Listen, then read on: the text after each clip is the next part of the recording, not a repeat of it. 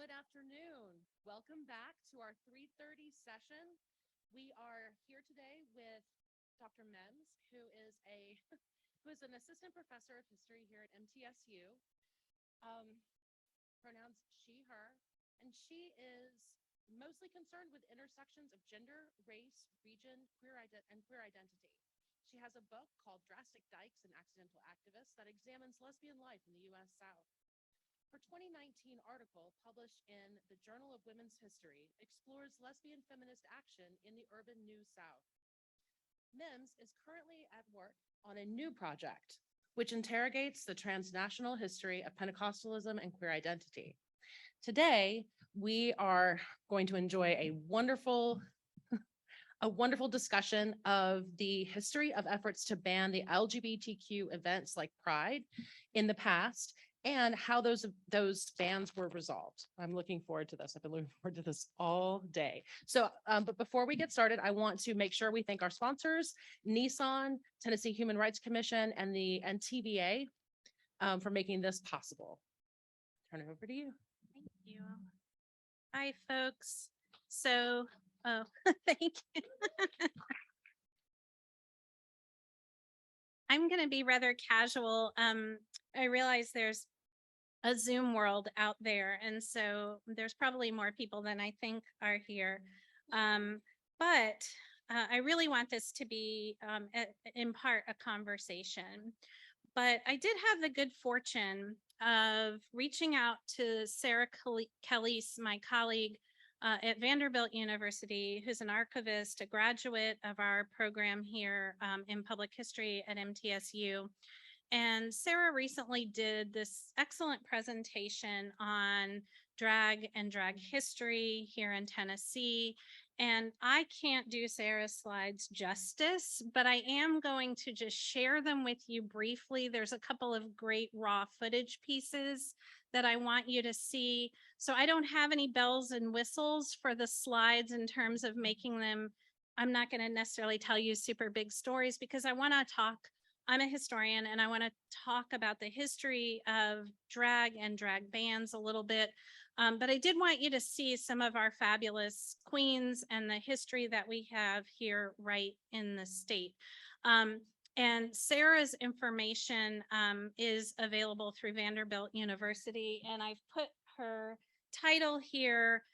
Somehow, single-handedly, Sarah has also created Nashville Queer History, which is an incredible resource, digitally available online. Feel free to Google it as we talk. Tons and tons of resources. She does great work on the socials, giving you lots of tidbits about Nashville's queer history. So I'm just going to click through some of these slides that Sarah has collected from the research she's done in the archives. And her presentation that she gave recently on Nashville's drag history. One of the things I want to address is the early days of drag a little bit, and Sarah does that in her slides. I'll just give you a second to read through there.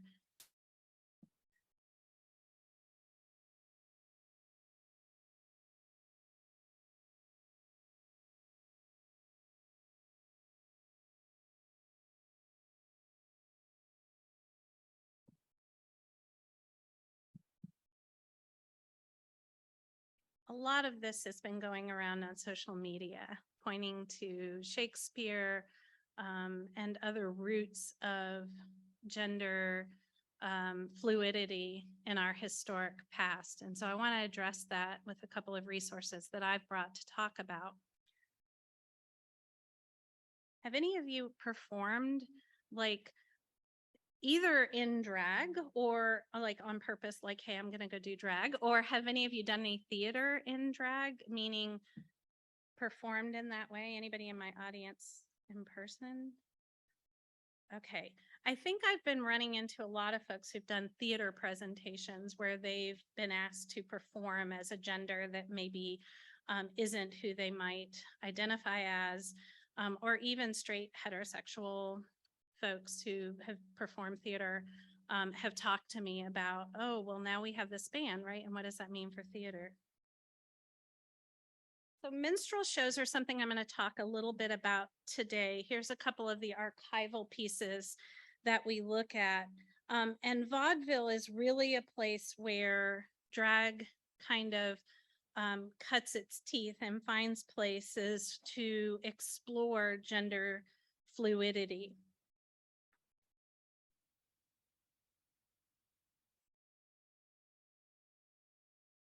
And I'm zipping through the early stuff, I should also say, because I'm a 20th century historian, so I get very uncomfortable when we get outside of the 20th century.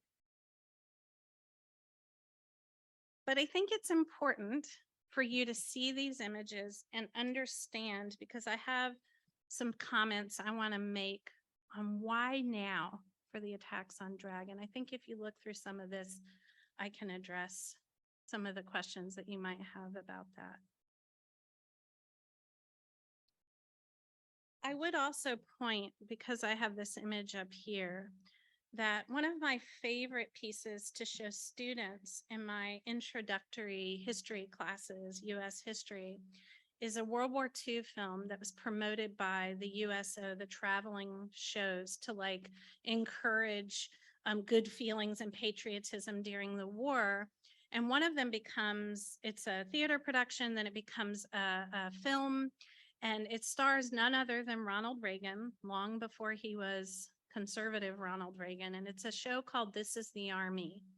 And in This Is the Army, there are tons of performers that are there performing in drag.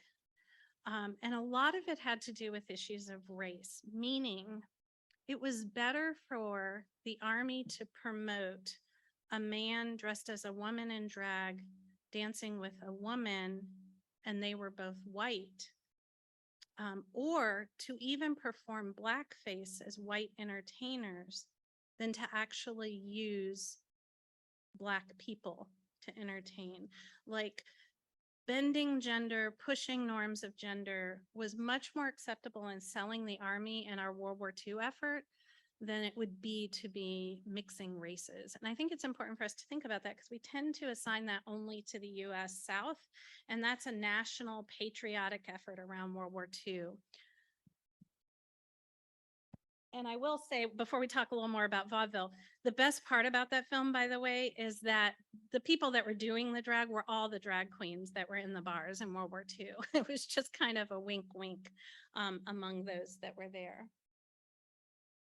Here's a great piece from the Tennessean, early 20th century, and some more comments on vaudeville.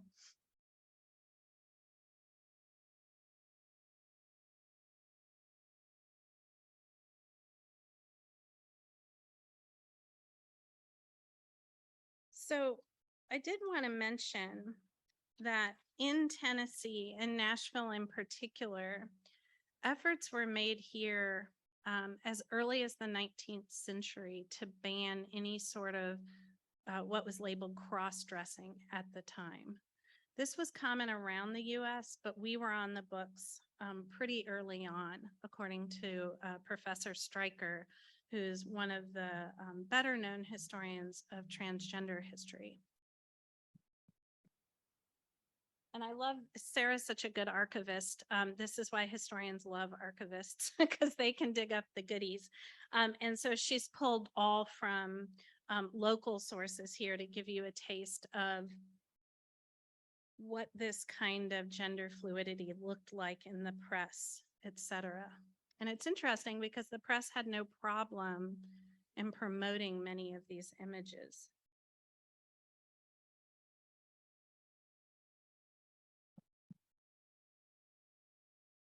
And here we get to World War II. That's the film I was talking about, This Is the Army.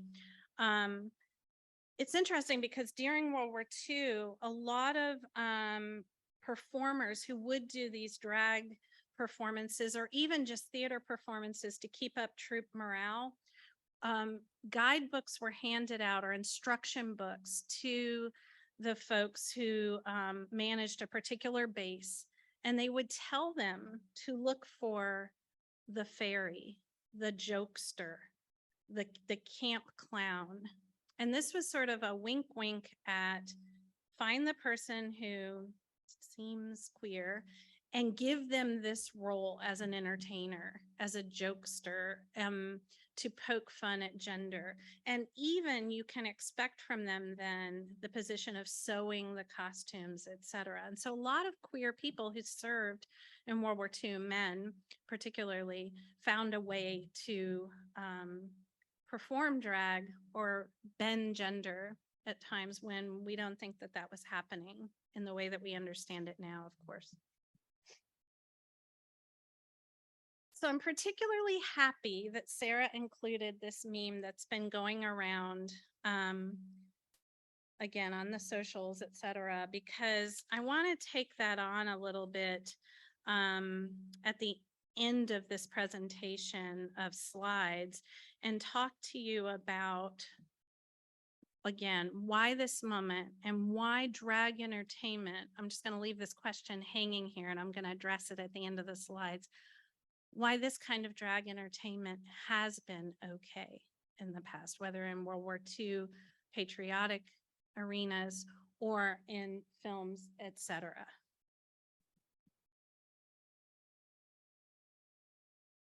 So these I really love because this takes us right into Nashville's queer history and images from the archives. Sarah has a book coming out with Vanderbilt University Press, so I want to make you aware of that. She's working on it now. I think it's expected for publication late this year or early next. And you can follow Nashville Queer History on Twitter. She's active there, and you'll find a link to her book. And I apologize for not having the names of the queens here with me today. I knew if I spent too much time on the slides, I wouldn't have a chance to get to what I really wanted to talk about, which is these drag bans that we're facing now. But I did neglect to get you their names, and I apologize. I will say some of these images we don't have names for, right? They show up. They don't always get saved. So we're thinking about how historians and scholars of queer history do their work, because where does this stuff get saved and where does it get filed in an archive? How do you go looking? For years, up until maybe 10 years ago, if you were someone looking to do queer history, you couldn't go to an archive, especially if you were outside of like New York or California, and say, I'd like to see your drag collection. That's not something archives were focused on. They weren't separating it out. And a lot of times we find these images, they're found by archivists who are particularly looking for queerness, right? They're reading beyond what may be on the file of so-and-so's life in Nashville. And they're like, ooh, I found a queer moment and I need to make sure I cross-reference that. Otherwise, we can't find that history.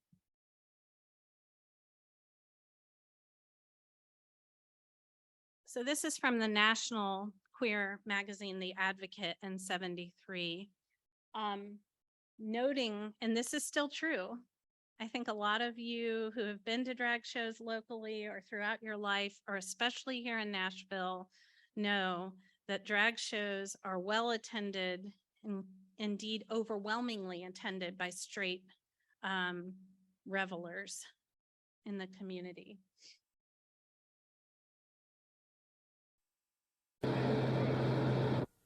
Okay, I'm gonna make that go.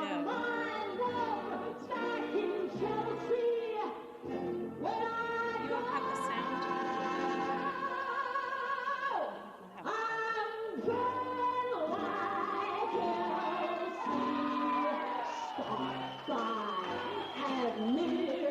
Y'all have access to sound for this clip? Okay.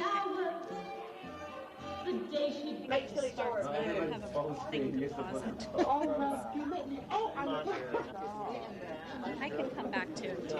I can skip ahead and we'll come back to it and see. When I was pulling it up, the sound was coming earlier. Look out, Rebecca. These two are particularly important because fires in queer clubs have mostly focused on one that takes place in New Orleans, the Upstairs Lounge. But we have our own unfortunate history here And have any of you heard of the MCC Church? Okay, maybe one. So the MCC Church is a queer-friendly church that starts in the early 1970s. And mostly Pentecostal preachers start those churches, people that weren't accepted in their own church spaces form together and become the ministers and leaders of the MCC churches.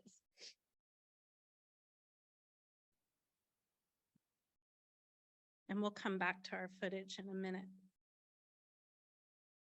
So if any of you've been to Nashville, Printer's Alley has a queer history, a long queer history, and I just wanted to give you a flavor of some of that through Sarah's slides.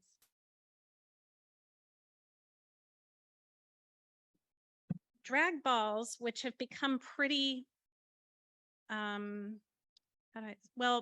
because they've been portrayed in television shows recently, people tend to be more aware. My students even asked to do ball culture research. But drag balls begin in the mid-century, and they're largely supported by people of color, particularly Black queens, who set up these balls, put on their finest. And these are even advertised in mainstream newspapers. It is a mainstream event for some. And I just wanted to read a clip from one queen who performed at the balls. And they said, "It was a pleasure, a wonder. We didn't know at the time that we were questioning our gender. We just knew it felt right. There wasn't all of this terminology. There wasn't all the labeling. We just put on our best dress, a small fur, and stepped out for the evening."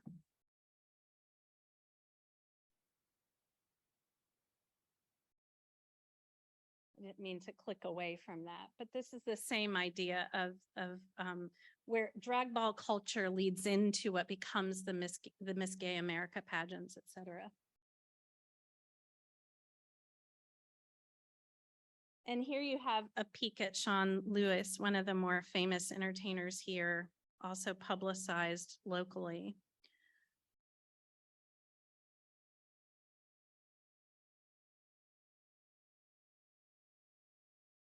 So I'm going to zip through the rest of these slides so I can talk to you a little bit then about the drag bands, but I wanted to, again, give you some of this local drag culture history.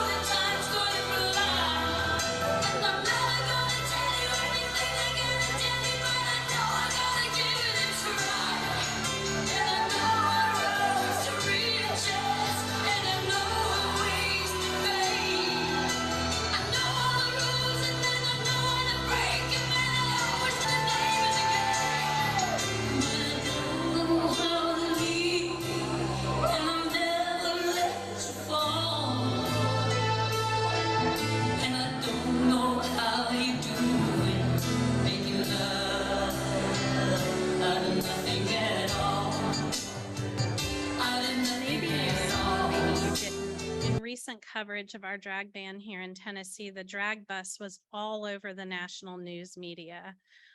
This was the kind of stock photo they used for all the media coverage on CNN, on NPR, saying, you know, they're banning drag in Tennessee, and they used our drag bus as an example. And I wanted to show you at least one of the performance clips so you could get a feel for how much, if you go to drag shows now, how much drag has changed, or if you've watched RuPaul's Drag Race, right? The performance art of drag has changed over the years, just like fashion changes over the years, right? Just like performance in music changes over the years. So we've seen a real push to include a variety of genders in drag performance. And I don't just mean drag kinging, right? But I mean, some queens don't shave their faces. Some queens might go for really extreme future world kind of presentations, etc. So I promised that we'd take up the issue, and then I want to have a conversation about why now, right? Why Republicans are trying to ban drag now. Does anybody have an idea based on the meme that I showed before that's making the round, or the Jack Lemmon film, or any of that? Like, you've been being entertained your whole life by drag. What's wrong with drag now? Yep.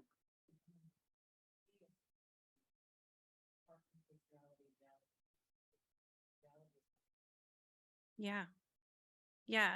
It's that real feeling, or in your, you know, in your face. Any other ideas?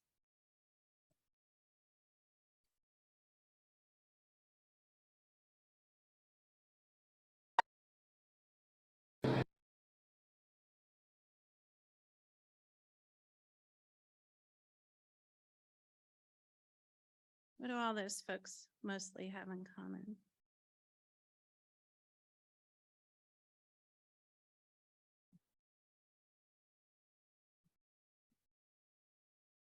The majority of them are white, and often performing drag as middle class, especially if we go back to our earlier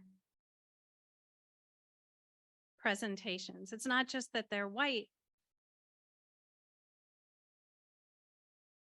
but they're meant for certain audiences, theater going audiences, and often more elite audiences, although Shakespeare's audiences were known to get bawdy, etc. So I want to turn now to my colleague, Rachel Hope Cleaves, who recently wrote for CNN, and I believe this was published in the Washington Post, about Governor Lee's ban. And Cleaves says, if we attempt to draw this distinction, and here's the distinction she's talking about. She says, shortly before Lee signs the bill, images of him wearing the short dress at Franklin High School surface, right?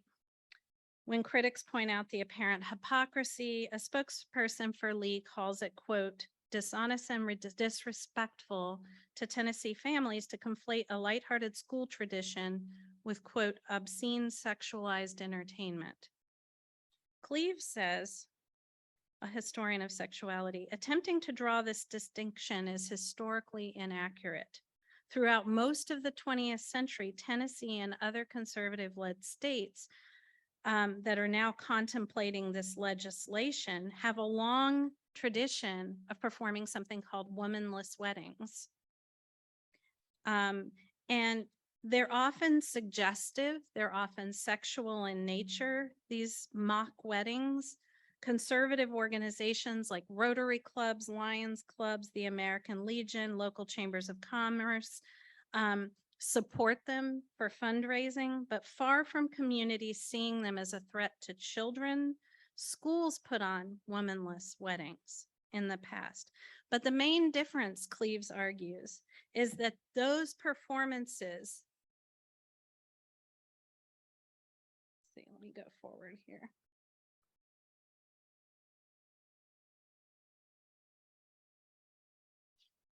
And this is true of most of these behind me.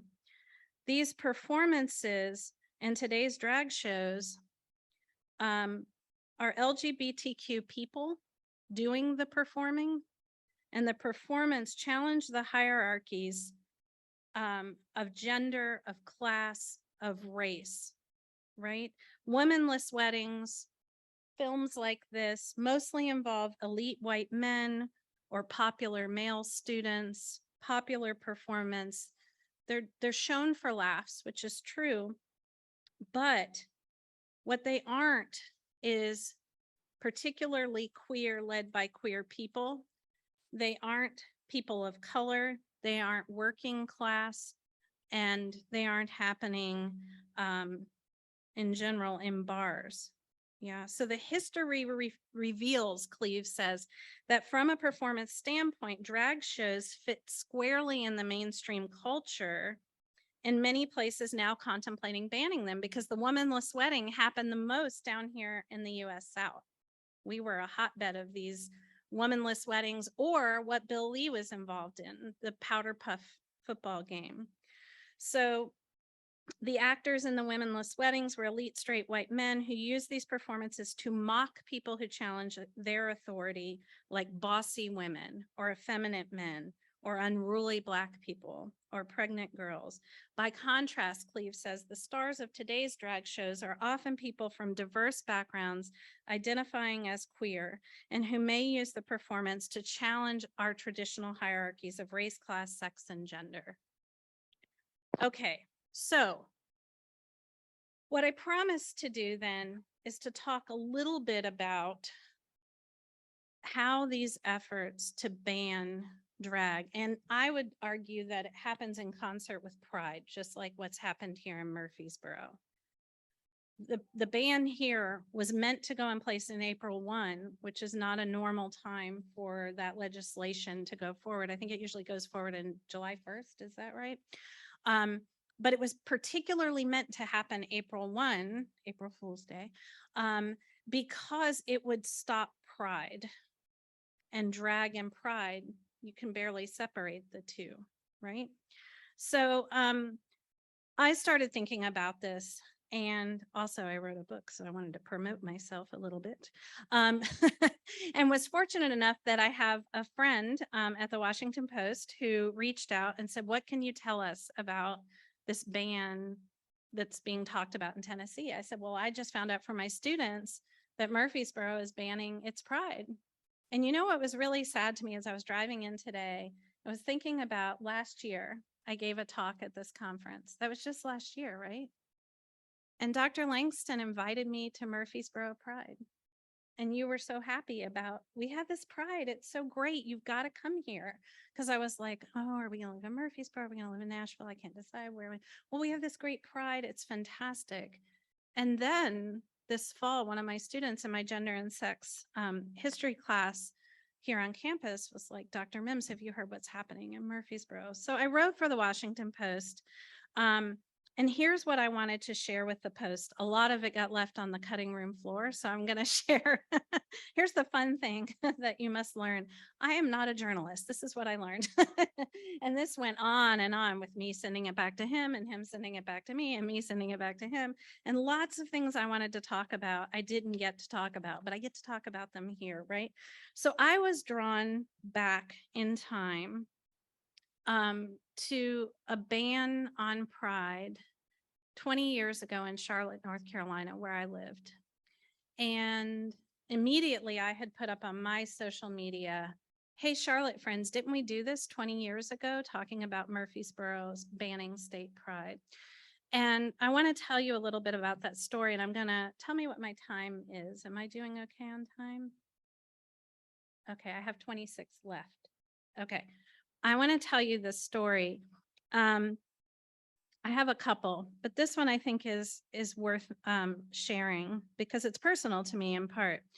So Charlotte, North Carolina had pride celebrations on and off, but they were able to bring the statewide pride, the North Carolina State Pride event to Charlotte.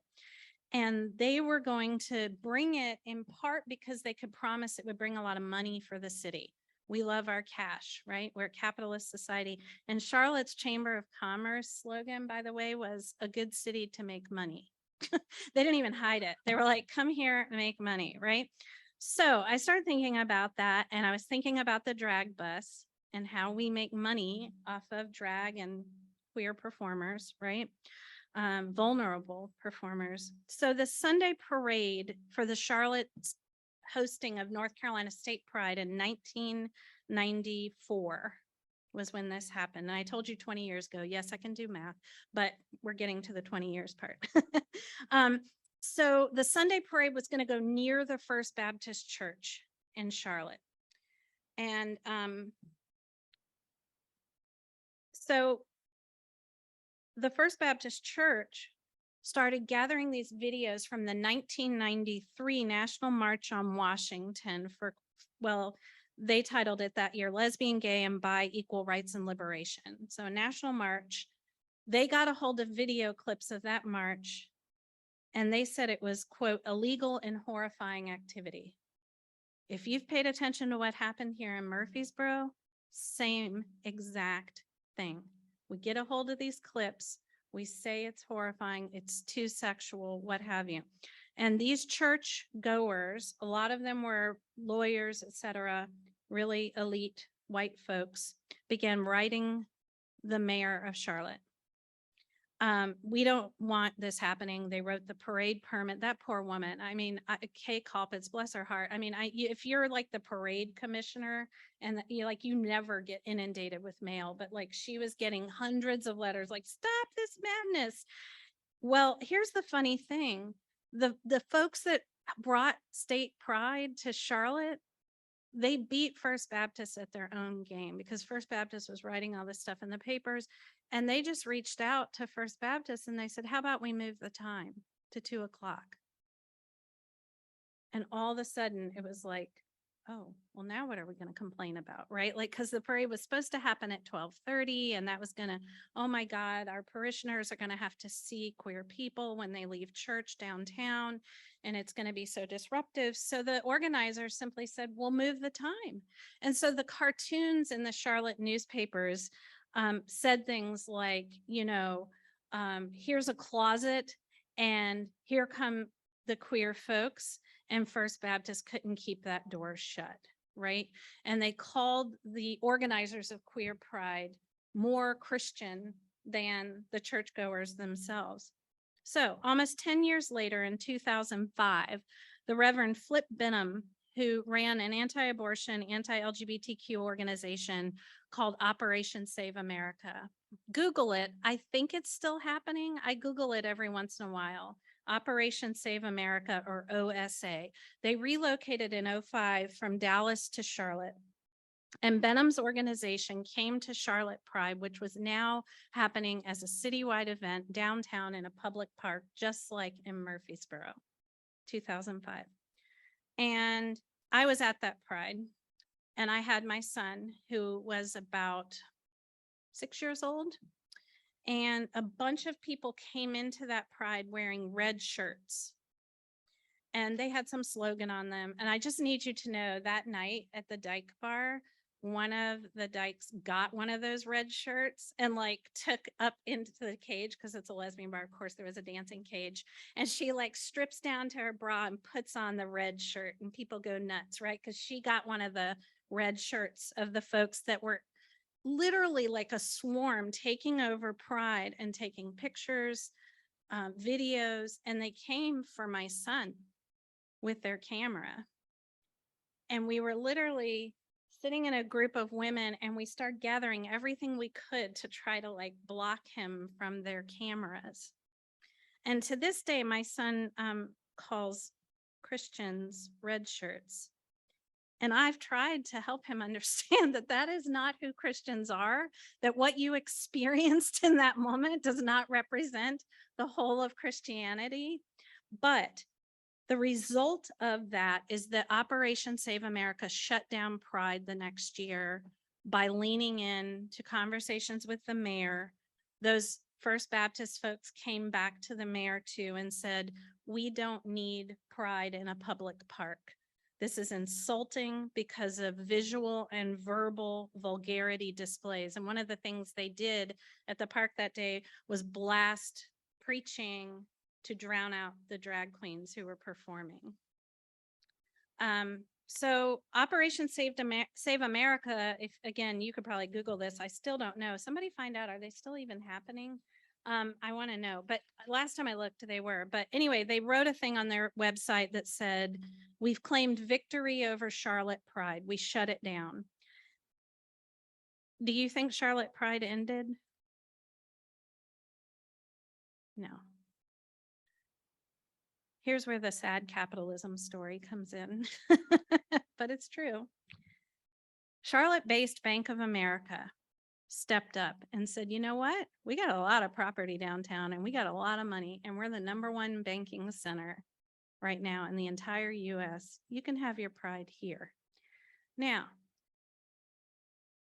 that probably makes them good capitalists more than good queer supporters, but Bank of America had merged about 20 years prior, around the time of that statewide pride, with a bank in San Francisco called Nations Bank.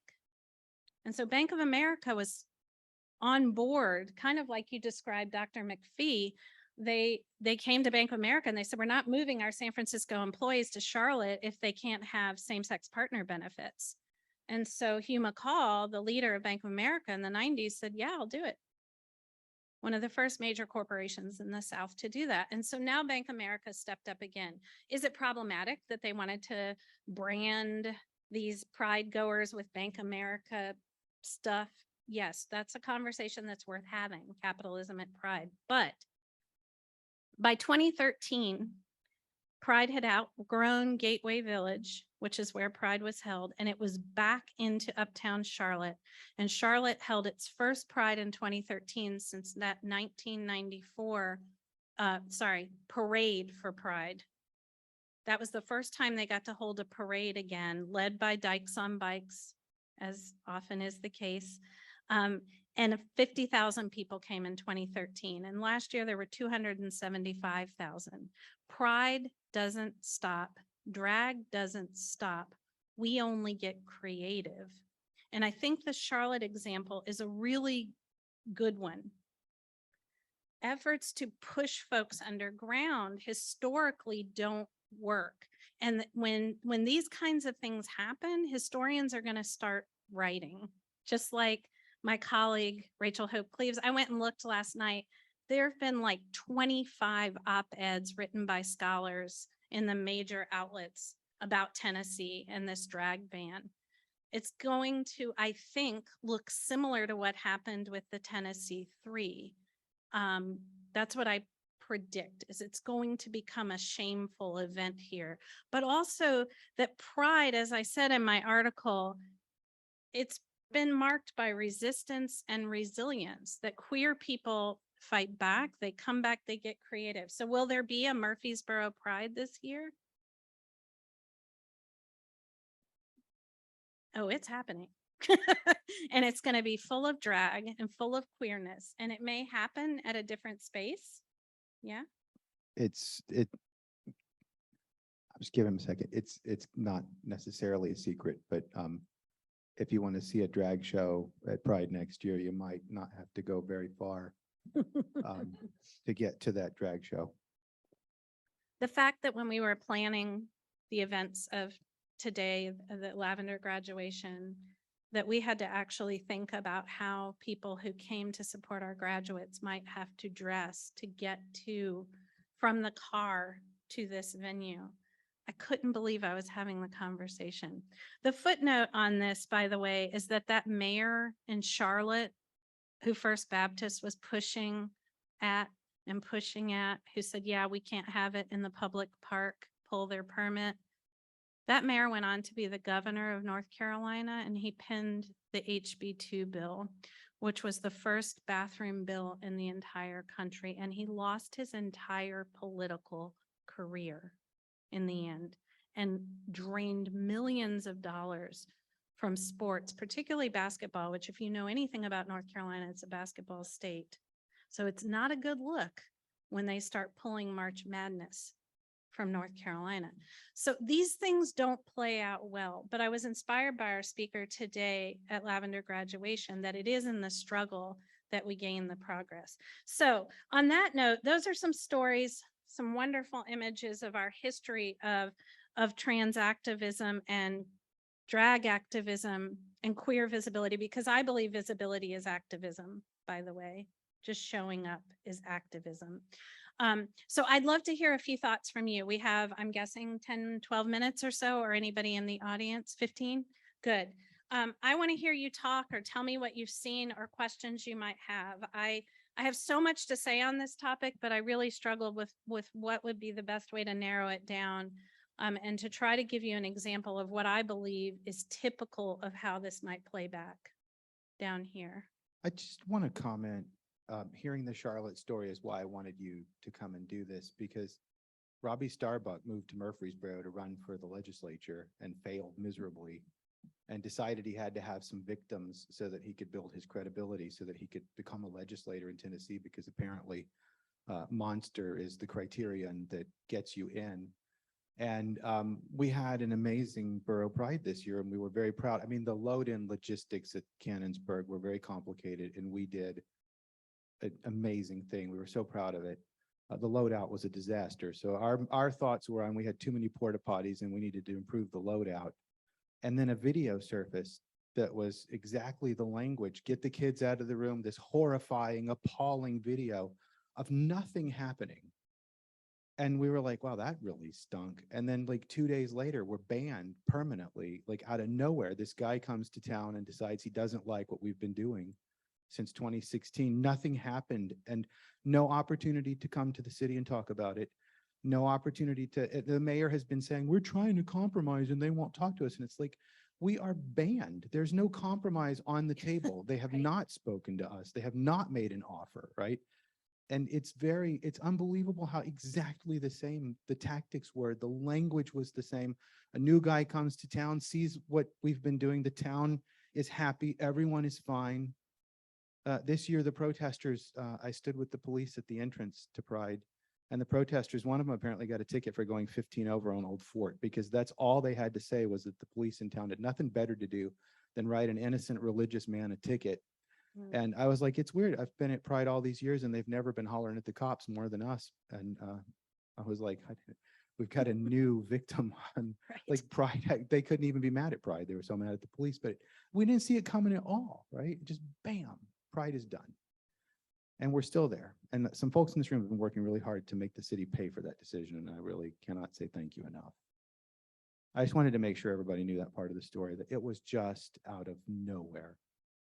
Instantaneous, the 5 emails and they're done, and no amount of complaining is doing any good at all. Yeah. Any other comments or thoughts or questions, or any of you that were at Pride or go to drag and want to know how? I equate drag and Pride because they're so, I think, inseparable. And so I think that's where our fight is because Pride is in public spaces and drag queens are in those spaces. And I think that's where our fight really is. The bars are already adult spaces. You know, I mean, we can question the problems with the language of the bill, especially the idea, you know, like, well, there are windows on bars or what have you, or what if the bar is over, you know, all ages for certain, those kind of things I think are important. But as I said in my article, and thinking about that idea of who is it that we have been entertained by, it's palatable white men, it's elite white men. And the point I make in my article is that big drag bus brings a big drag load boatload of money into Nashville for a whole lot of bachelorettes. We are the global capital of bachelorette, you know, trips. And it's like basketball in North Carolina. Bachelorettes aren't gonna not have their drag brunches. So I think that's where our fight is. Yeah.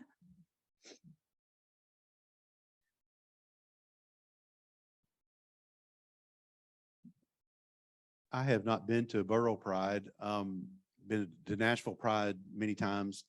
and went to Franklin Pride last year. And one of the things that I was impressed with, and I'm there with my husband, and we're watching the musical performances. They had like 2 or 3 stages set up, and there were a fair number of people there for all the different performances. But when the drag queens got there, it was like the rest of the place emptied, and everybody went to everybody. It was just the biggest crowd was there when the drag queens were on. And Billy, my husband, was just watching this and made an observation that has really stayed with me, which is that he thinks that people love drag because what they're seeing is freedom. They're seeing people who are free to be who they really are, and most of us aren't at some level. I mean, it's one of the great blessings for me of I didn't come out till I was 33. So being with people who are free to be themselves is just a great joy in my own life, every chance that I'm able to be this. But most people in the world aren't that free to be really who they are. And drag queens are right there in front of us doing that. And that's very, very attractive and very human, I think. I just wanted to share that. Thank you. Any other comments or questions? I can't really see them kind of, but Shay is out there for us.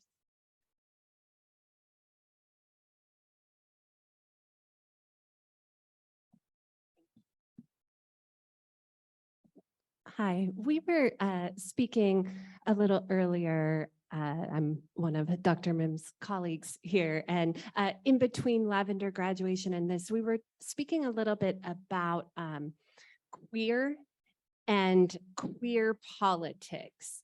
And I was wondering if for any, audience members here or on Zoom who maybe, like you've said in your presentation that you see pride and drag as inextricably linked, but I'm not sure that that link is like super obvious to everyone and to the general public. And so I'd love if you would tell us a little bit more about that. I did want to share, as someone who has tried to help be visible in kind of the queer like fight against the city in their banning of pride, that the first time I posted anything about this on social media, I took a picture of the response that I immediately got from someone who lived here locally in the city on Instagram. And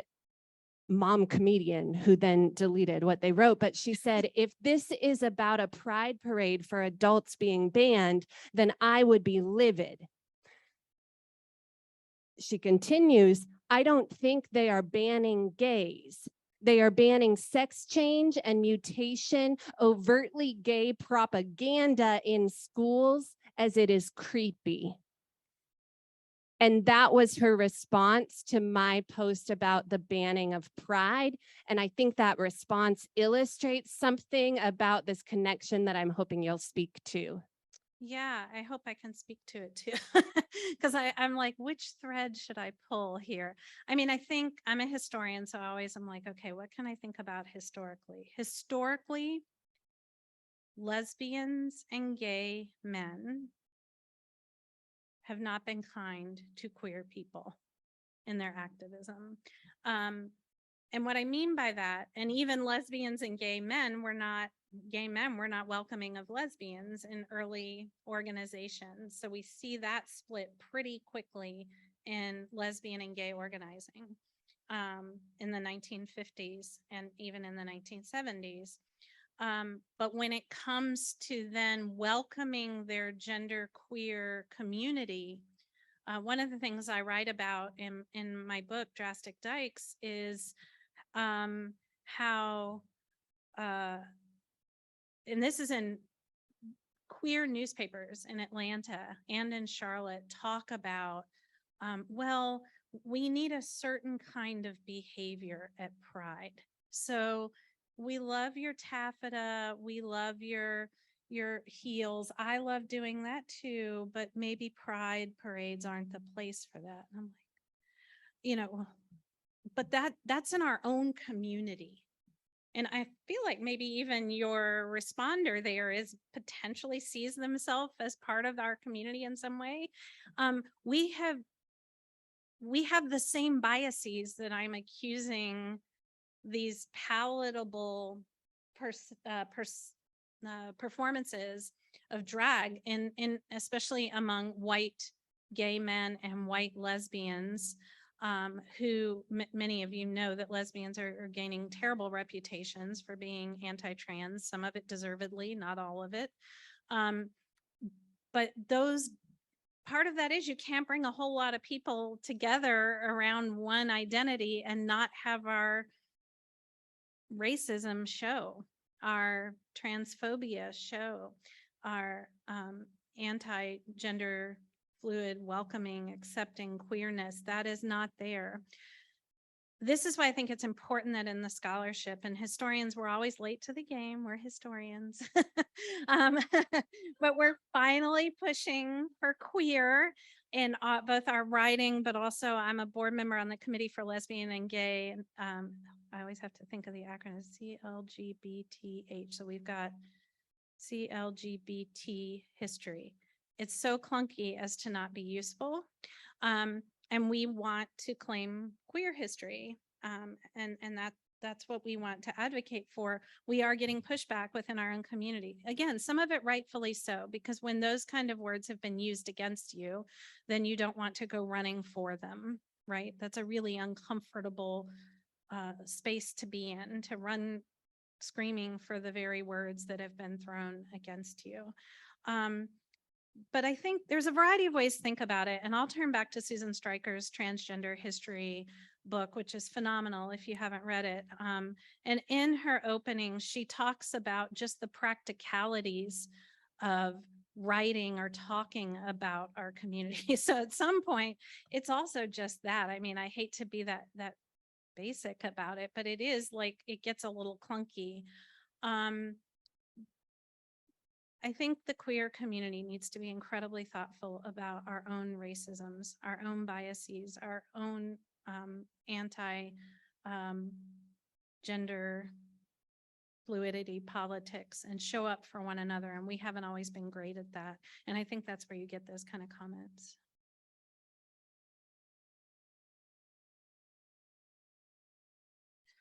We have about 2.5 minutes left. So if anybody has a quick question, just raise your hand and let me know. I'll come to you. Sure.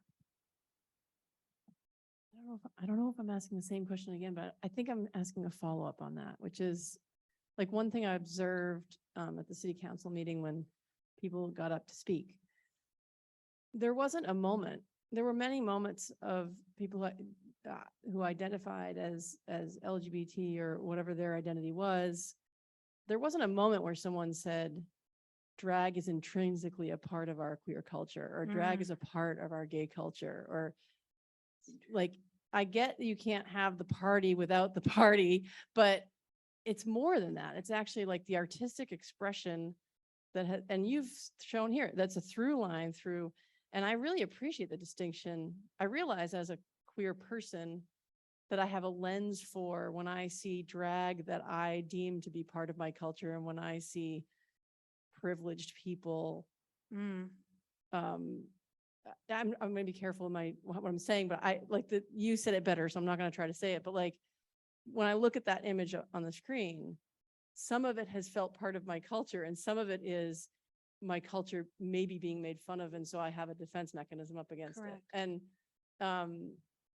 so it's interesting that you bring them up. But what could we do? So like short of someone getting up and saying, like the cultural component case hasn't been made, right? In all these arguments about why drag should still happen at Pride, there hasn't been, like, I haven't heard the sort of, this isn't, you can't separate this from gay culture.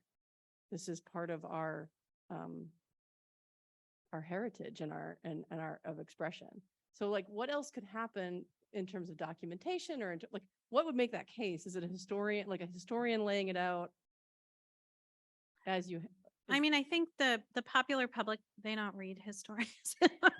I mean, if we show up in Washington Post or somewhere or CNN and we're lucky enough to have a visible presence for a moment, they might listen to us. I think it has to do with not separating out with the point that Roberta made, is we can't separate our community as this is a gay moment and this is a trans moment or a queer moment or a drag moment. And because we just have a few, like a minute maybe left, this isn't going to answer your question. But it's a story I particularly love, and I have a microphone, so I'm going to tell it to you. At the park that day with our son, that would have been 20 years ago because he's 26 now, which seems unbelievable. We somehow we had some posters, so we built a little sign in front of him to hide him from the cameras that they were trying to take pictures of him, and it said, "Operation Save America, keep your values off our family." Speaking to family values, right? And the reason I bring that up is my son had no idea that I was working on this piece for the Post, and he just randomly calls me, which is just super weird anyway because he's 26. So I'm like, oh my God, who died? And he's like, I'm just wondering, like, have you heard about this drag ban stuff? And I was like, I have. And he's like, here's the thing I'm confused about. Like, I really need you to explain this to me. I was like, okay. And he's like, Alex and I were talking, his, I don't know, they don't like partner, the person he shares his life with. And they were both raised by lesbians. They think that makes them raised in the wild or something. I don't know. But anyway, and he's like, when I was little, like, I remember you wouldn't let me go see T, who's my spouse. You wouldn't let me see her do drag. And I said, yeah. And he's like, why was that? And I said, because it was in a bar at midnight. So I'm not going to take my like 11-year-old and be like, hey. He's like, but then I saw drag queens when I was little, like at Pride. And I said, yes. And he's like, so what are they mad about? And it was like just him trying to think through that. I think that's who's going to save us, is the youth that can make zero sense of this. They don't see what your angry mom or whatever her name was on the socials wrote to you. They're just like, this does not make sense. Like, parents make choices about what their children can and can't see and when they can and can't see it. And that's what parents do, right? And I would just reiterate that at this point, 71% current polls of Americans support same-sex marriage. We've passed a Respect for Marriage Act, which often is a bellwether, not the perfect bellwether, but gives us an idea of where we are in terms of queer support. And drag functions as mainstream entertainment in this country and in this state and in Nashville. And the money that comes in from that, but also the work that's being done on the ground, I think that's where we're going to gain some power, and we're going to keep pushing back, and the youth are going to show up for us just like they did at the State House to protect their lives. They're going to show up to protect and protest around their gender fluidity and getting to be whoever they want to be. Yeah. Thank you all so much. I appreciate it. Thank you all for being here. On behalf of the 2023 LGBTQ plus college conference, I would like to present to you. Oh, thank with you this so gift much. of That's thanks. lovely. Thank you all for being here. Thank you to Nissan. Thank you to TVA, MTSU, Connect, and the Tennessee Human Rights Commission for sponsoring this event. I'm going to turn this over to Will.